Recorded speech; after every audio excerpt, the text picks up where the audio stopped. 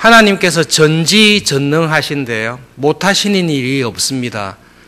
그런데 하나님은 하나님의 본성 때문에 못하시는 일이 많이 있습니다. 전지전능하다는 것을 하나님께서 하고 싶은 일을 마음대로 할 수 있다 그렇게 생각하시면 성경에서 말하는 하나님을 잘못 생각하신 것입니다. 하나님은 전지전능하시지만 자기의 본성을 거역할 수는 없습니다. 그래서 하나님에게 불의하게 행하십시오. 하나님에게 악을 행하십시오. 그렇게 하면 하나님은 전혀 하지를 못하십니다. 그런 점에서 하나님은 자기의 본성에 어긋나는 일을 할 수 없다는 점에서는 전지전능하지 않습니다. 사람이 타락했습니다. 하나님께서는 본성이 의로우신 분이기 때문에 불의한 일을 못하십니다. 내가 하나님이니까 불의한 일이라도 부당한 일이라도 내 마음대로 할 수 있어. 그거는 성경이 말씀하는 하나님이 전혀 아닙니다. 하나님께서 사람을 창조하시고 선악을 알게 하는 열매의 시험을 통해서 약속하신 게 있습니다.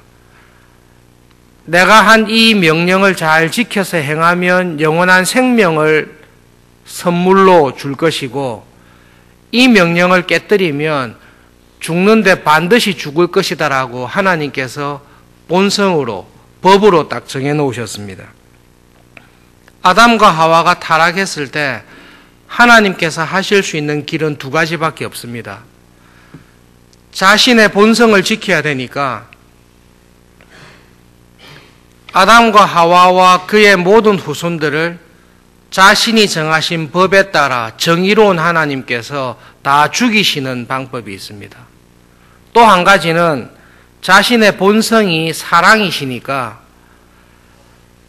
마땅히 죽여야 될 사람들을 용서하시고 사랑할 수 있는 선택이 있습니다. 그런데 그 두 가지 결정적인 순간에 왔을 때 하나님께서 우리들에게 우리를 지으시고 우리를 창조하신 하나님의 본성이 어떻는지를 우리들에게 보여주신 게 십자가의 사건입니다.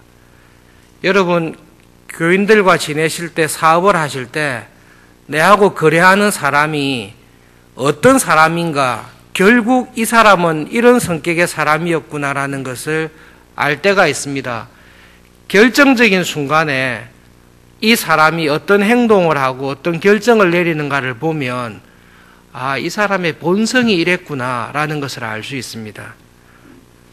하나님께서 정의로우신 분인가, 하나님은 의로운 분인가, 사랑이 많으신 분인가라는 것을 우리에게 보여주실 때 하나님께서 의롭고 정의로우신 분이시면 하나님의 본성 자체가 그쪽이 훨씬 강하시면 하나님께서는 타락한 천사들과 사람들을 다 죽이시는 게 맞습니다.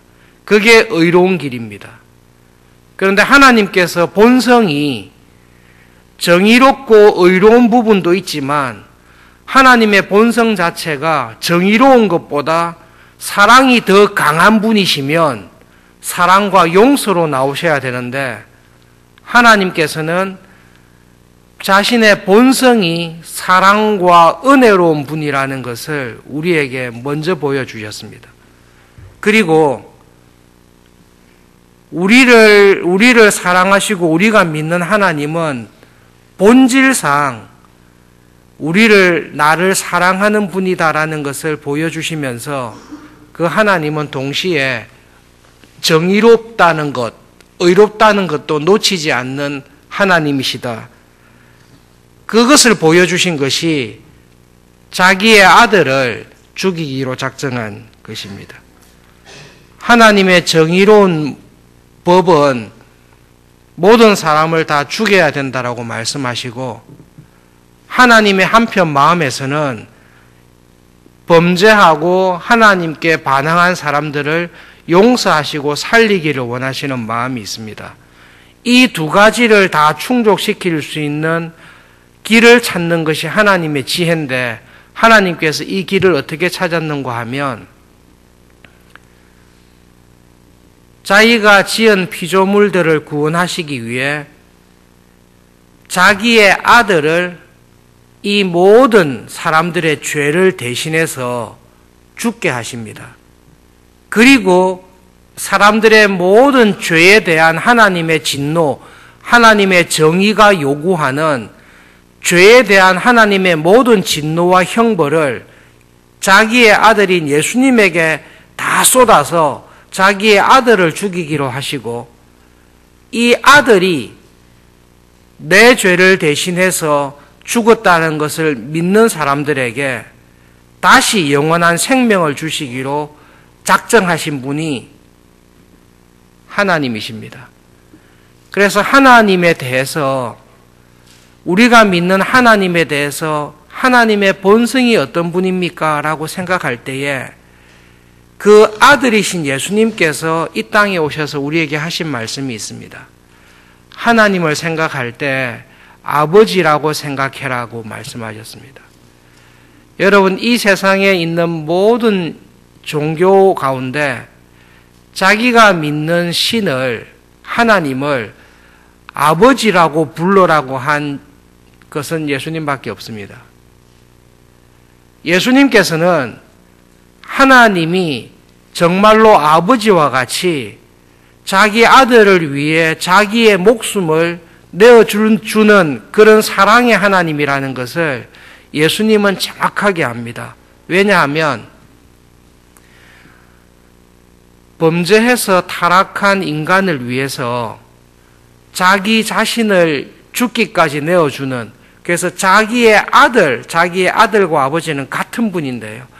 자기의 아들을 내어줘서 죽기까지 하는 하나님은 이 하나님밖에 없습니다. 초대교회 교부들께서 어저께 말씀드렸을 때에 예수님께서 왜 죽었는지에 대해서 잘못한 교부들이 많이 있었습니다. 동시에 초대교회 교부들 가운데 성경에서 가르치는 예수님의 죽음에 대해 정확하게 이야기한 교부들도 많이 있습니다. 대표적인 사람이 아타나시우스입니다. 아타나시우스라는 교부가 예수님의 죽음에 대해 이렇게 말씀하셨습니다. 하나님께서 예수님을 보내어서 십자가에서 죽게 하신 이유는 하나님의 정의를 실현하기 위해서 보내셨습니다. 하나님은 죄에 대해서는 반드시 진노하셔야 됩니다. 이게 하나님의 본성입니다. 그리고 죄에 대해서는 반드시 형벌을 내려서 죽여야 됩니다. 이게 하나님께서 의로우신 분입니다. 죄에 대한 하나님의 진노와 죄에 대한 형벌이 만족스럽게 정리가 되지 않으면 이건 하나님이 안 되는 겁니다. 그래서 여러분, 하나님께서는 우리가 이해하기에 하나님께서는 끝까지 죄를 회개하지 아니하고 죄 가운데 죽은 사람들에 대해 하나님께서 영원한 진노와 형벌을 하실 것을 우리는 알고 있습니다. 예수님께서 재림하셨을 때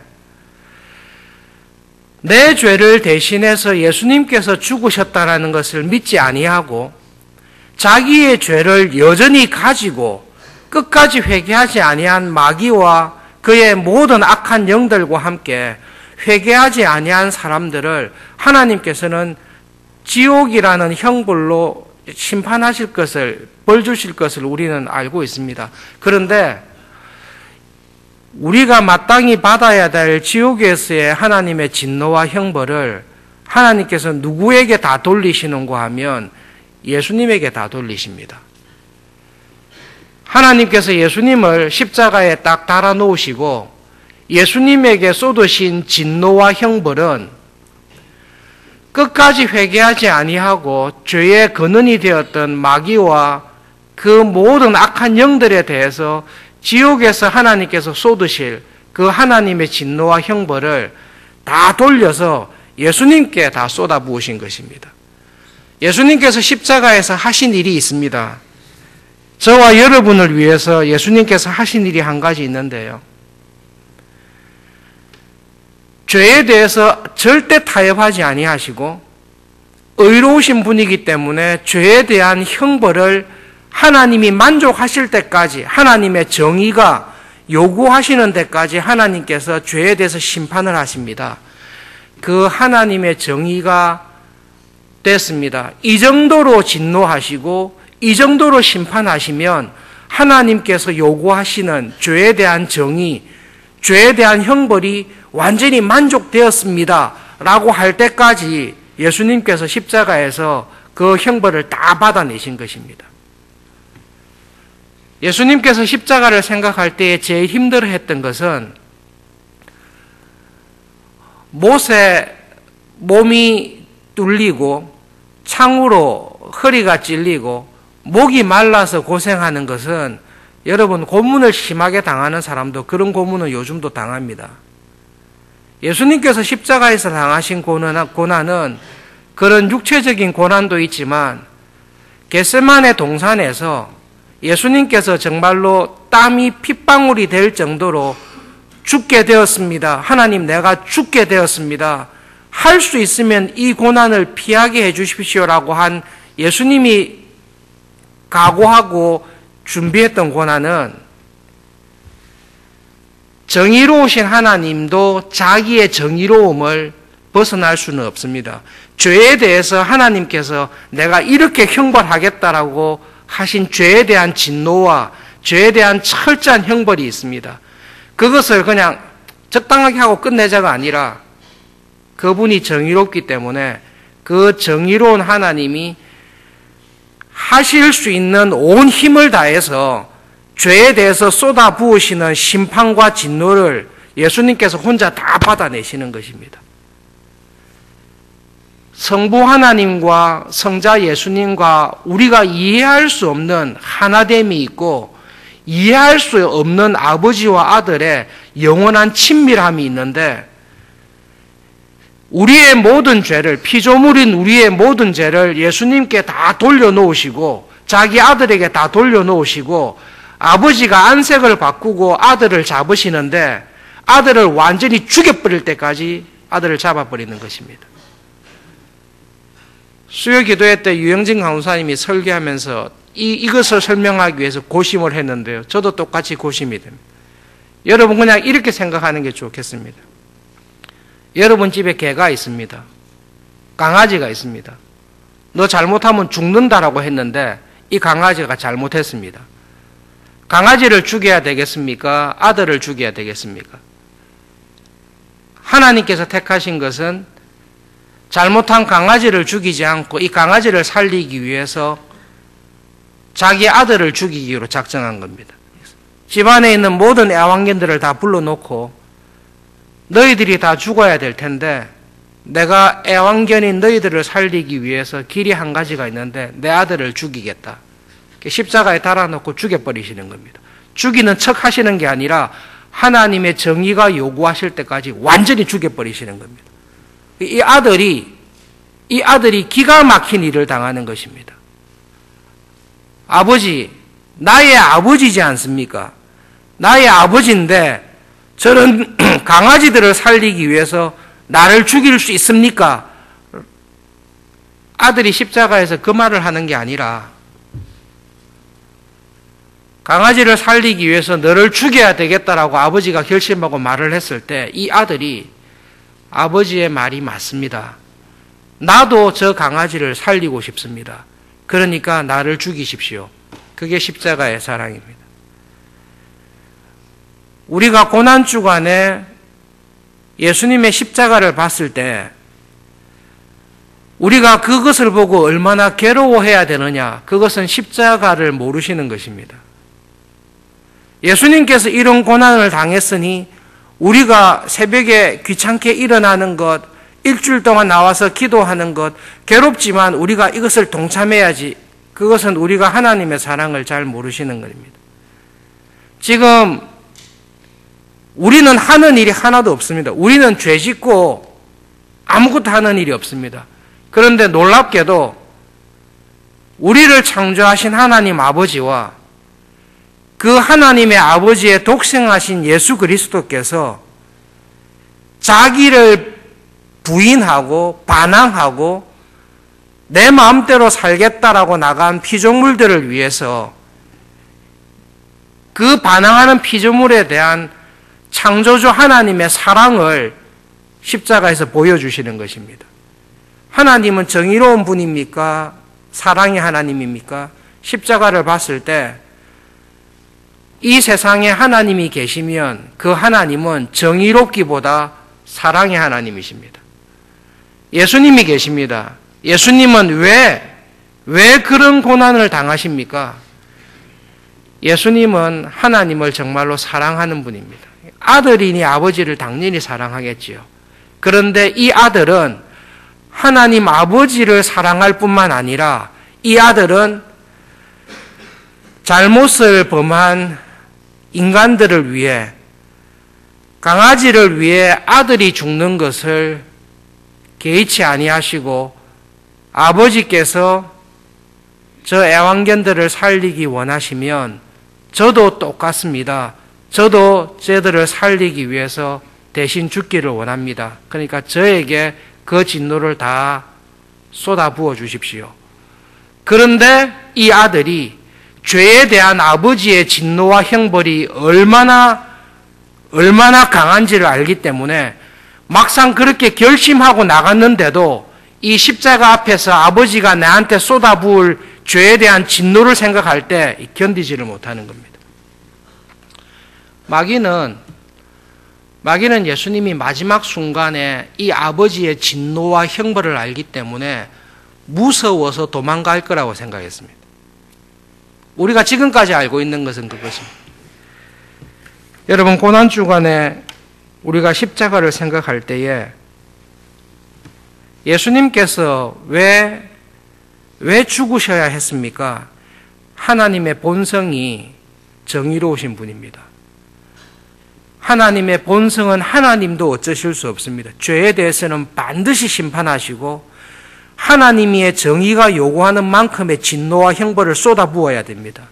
그런데 하나님께서 죄에 대해 쏟아부으시는 그 하나님의 힘으로 가격하시는 형벌을 받아낼 수 있는 인간은 아무도 없습니다. 이 하나님만 받아내실 수 있습니다. 그리고 이 받아내는 사람은 사람이어야 되는데요. 의인은 없는데 한 사람도 없습니다. 우리와 똑같은 사람이 되셔서 그 하나님께서 죄에 대해서 쏟아부으시는 진노와 형벌을 우리를 대신해서 받으신 것입니다. 십자가에서 고난당하시는 아들을 보시고 하나님께서 하신 말씀이 있습니다. 그 아들이 이야기했습니다. 다 이루었습니다. 뭘 다 이루었습니까? 죄에 대한 아버지의 심판과 진노를 내가 다 받아냈습니다. 내가 다 받아냈습니다. 내가 할 수 있는 모든 것을 다 했습니다. 그 의미로 다 이루었다라고 하십니다. 그렇게 했을 때 아버지께서 맞다. 죄에 대한 범죄한 인간에게 쏟아부을 나의 모든 분노와 진노와 형벌을 네가 다 받아내고 죽었다는 것을 나의 정의가 인정한다. 그 순간에 이 예수님께서 내 죄를 대신해서 죽었다라고 믿는 모든 사람에게 구원하실 수 있는 하나님의 정의가 만족된 것입니다. 그날 이후로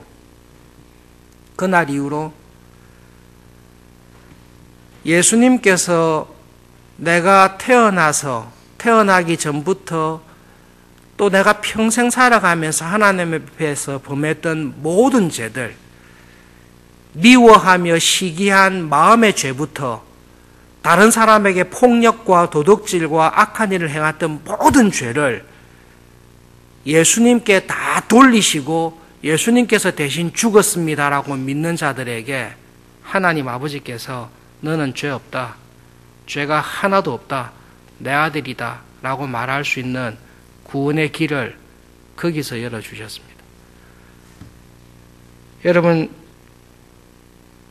오늘 말씀을 기억하면서 기도하실 때 고난주간에 그리스도의 십자가, 예수님의 십자가를 생각할 때에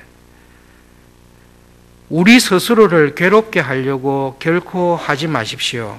오히려 우리를 위해서, 나를 위해서 하나님께서 자기 자신을 얼마나 괴롭게 하셨는지를 그것을 십자가에서 보십시오. 그리고 그 십자가의 사랑이 내 안에서 새롭게 될 수 있도록, 그리고 그 십자가의 사랑을 붙들고 믿음으로 살아갈 수 있도록 기도하는 시간이 되기를 바랍니다. 오늘 여러 가지 기도 제목이 있습니다만은 하나님, 이 시간 저의 마음에 믿음의 눈을 열어주십시오. 하나님께서 당신의 아들을 십자가에 다시고 죄에 대한 하나님의 모든 진노와 형벌을 다 쏟아 놓으신 그 사랑이 나를 사랑하셨던 사랑인 것을 알게 해 주십시오. 그리고 아버지의 그 정말로 어처구니 없는, 이해할 수 없는 그 사랑에 전적으로 동의하시고 우리가 있어야 될 그 자리에 우리 대신 서기를 기뻐하셨던 예수님의 사랑을 우리 마음속에 다시 새롭게 해 주십시오. 함께 기도하시고 주님과 동행하시는 하루 되시기 바랍니다.